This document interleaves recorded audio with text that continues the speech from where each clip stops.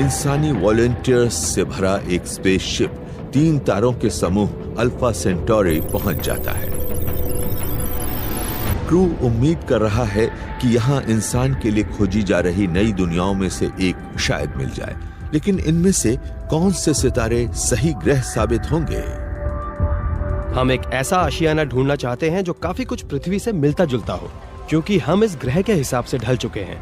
हम यहाँ की ग्रेविटी के आदी हो चुके हैं, यहाँ के वायुमंडल और इसके रेडिएशन के मुताबिक ढल गए हैं। स्पेसक्राफ्ट के डिस्प्ले पर ढेर से सितारे दिखने लगे हैं और जल्दी ही ग्रहों की बाहरी सरहदें भी नजर आएंगी। इन तीनों में सबसे चमकदार का नाम है अल्फा सेंटोरी ए।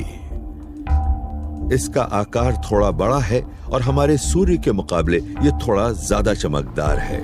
ये स्पेस में अपने इर्द गिर्द ज्यादा गर्मी छोड़ता रहता है।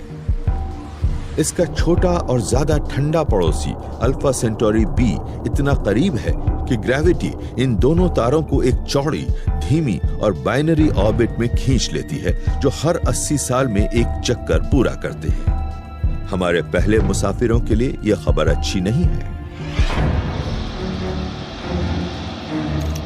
ग्रह दुर्लभ ही चौड़े बाइनरी सिस्टम्स के इर्द गिर्द स्थिर कक्षाएं बनाते हैं, तो यहां रहने लायक जगह मिलने की गुंजाइश कम ही होगी। लेकिन इन तीनों में से तीसरा तारा उम्मीद बंधाता है। प्रॉक्सिमा सेंटोरी एक रेड ड्वार्फ या एम ड्वार्फ स्टार है। यह इतना छोटा और कम रोशनी वाला है कि सिर्फ आंखों से पृथ्वी से दिखाई नहीं देता, लेकिन पूरी मिल्की वे गैलेक्सी में एस्ट्रोनॉमर्स ने इस तरह के सितारे के इर्द गिर्द पृथ्वी जैसे ग्रह खोज लिए हैं। हमें ये पता चला है कि रेड ड्वार्फ कई मायनों में एकदम सही जगह है। वहाँ शायद बहुत सारे पृथ्वी के आकार वाले ग्रह मौजूद हैं। एस्ट्रोनॉमर्स को पहले ही प्रॉक्सिमा सेंटोरी के आसपास पृथ्वी के आकार का एक ग्रह मिल चुका है। ये तारे के इतना नजदीक चक्कर लगाता है कि इस पर इंसानी जीवन नहीं पनप सकता, लेकिन इसके किसी संबंधी ग्रह पर ऐसा हो सकता है। अगर हम रात में आसमान पर नजर डालें और सबसे नजदीकी एम ड्वार्फ तारे, यूं कहिए कि प्रॉक्सिमा सेंटोरी को देखें, तो मुझे उम्मीद है कि हमें बहुत ही कॉम्पैक्ट ऑर्बिट्स में 3 से 6 बहुत छोटे ग्रहों का एक सिस्टम नजर आएगा और उनका ऑर्बिटल पीरियड कुछ ही दिन का होगा।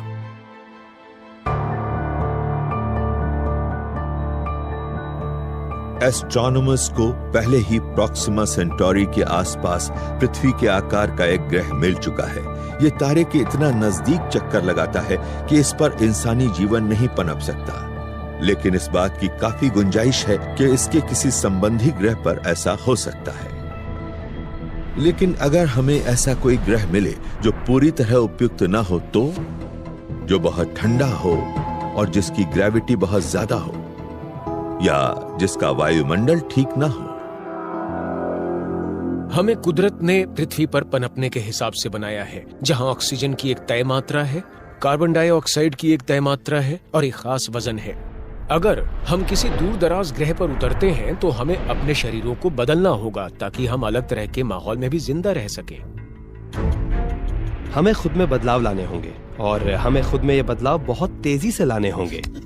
इसके लिए हमें दूसरे जीव रूपों से ऐसे जीन्स लेने पड़ सकते हैं ताकि खुद को अपनी जरूरत के गुण दे सकें। शायद यही सबसे अच्छा समाधान होगा। वैज्ञानिक अंतरिक्ष में जिंदा रहने के लिए जरूरी बेहतरीन जीन ढूंढते रहे हैं और शायद वो उन्हें एक ऐसे प्राणी में मिले हैं जिसका आकार रेत के एक कण से बड़ा नहीं है।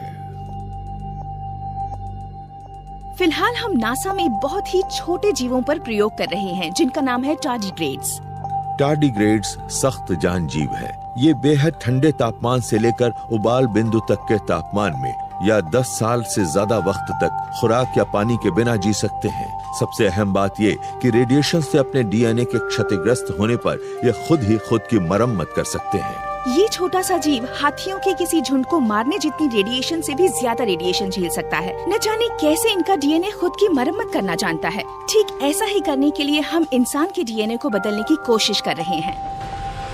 एक दिन इन छोटे छोटे जीवों के डीएनए के जरिए हम किसी ऐसे ग्रह पर कदम रख सकते हैं जो इसके रचयिता तारे के रेडिएशन से बेहाल हो चुका हो। जेनेटिक्स में बदलावों से शायद और भी बहुत कुछ हो सकता है।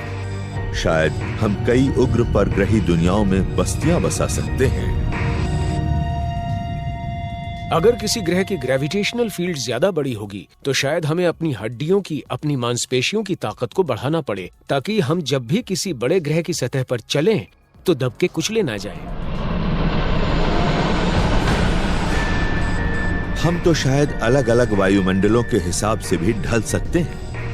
अगर हम किसी ऐसे ग्रह पर पहुंच जाएं जहां ऑक्सीजन का स्तर अलग हो, कार्बन डाइऑक्साइड का स्तर अलग हो, तो शायद हमें अपने मेटाबॉलिज्म की दर भी बदलनी पड़े। अब हम अपनी एवोल्यूशन प्रक्रिया को नियंत्रित करना शुरू कर चुके हैं। हम जीन थेरेपी डिजाइन कर रहे हैं। हम अपनी शारीरिक बनावट को बदलने के तरीके खोज रहे हैं। अपने भाग्य को अपने नियंत्रण में लेकर खुद को सितारों तक ले जाने का हमारे पास एक कमाल का मौका है। भविष्य के एस्ट्रोनॉट कैसे दिखेंगे कौन जाने, लेकिन मुझे लगता है कि ये आप जैसे या मेरे जैसे नहीं लगेंगे। अगर हमें प्रॉक्सिमा सेंटोरी के आसपास रहने योग्य दुनिया मिलती है तो जेनेटिक रूप से बदले पहले मुसाफिरों से भरा एक स्पेसक्राफ्ट उसकी सतह की तरफ रवाना कर दिया जाएगा ताकि एक नई इंसानी सभ्यता शुरू की जा सके। लेकिन एक कहीं बड़ी योजना का ये तो सिर्फ पहला चरण है। हमें मिल्की वे में और आगे तक ज्यादा तेजी से सफर करके और ज्यादा दुनियाओं को खोजना होगा।